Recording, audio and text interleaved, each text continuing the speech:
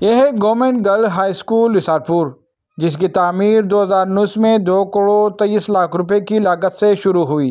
تاہم 6 سال گزرنے کے باوجود خستحال عمارت کوڑا کرکٹ کی ڈھیر میں تبدیل ہو چکی ہے۔ اسکول کی عمارت میں ناقص مٹیریل کے استعمال نے سارا بانڈا پھوڑ دیا۔ کانوینٹ ہے، یہاں پر نثار شہید ہے، یہاں پر پنجاب کالج ہے، یہاں پر APS ہے۔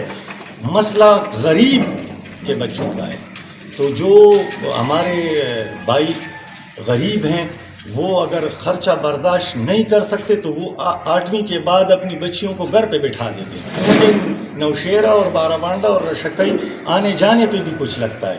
لہٰذا میری ایک بار پھر تمام اعلیٰ حکام سے، اپنے لیڈروں سے، اپنے DA سے، اس CNW کے ڈپارٹمنٹ کے اعلیٰ حکام سے درخواست کرتا ہوں کہ اس کو انکوائری اور یہ صحافی حضرات پوچھ رہے ہیں کہ کون تھے، تو ایکسین کمال اور ٹھیکیدار سعید خان، ان دونوں کی ملی بھگت سے اس اسکول کے جتنے بھی پروجیکٹ کے جتنا پیمنٹ تھا وہ ہو چکا ہے، اور اس کے علاوہ سیکیورٹی بھی یہ دنیا کا 8واں عجوبہ بنا رہے ہیں، یا ہمیں ایک اسکول فارش اور دیواروں میں لگے ماربل بھی ٹوٹ پھوٹ کا شکار ہے۔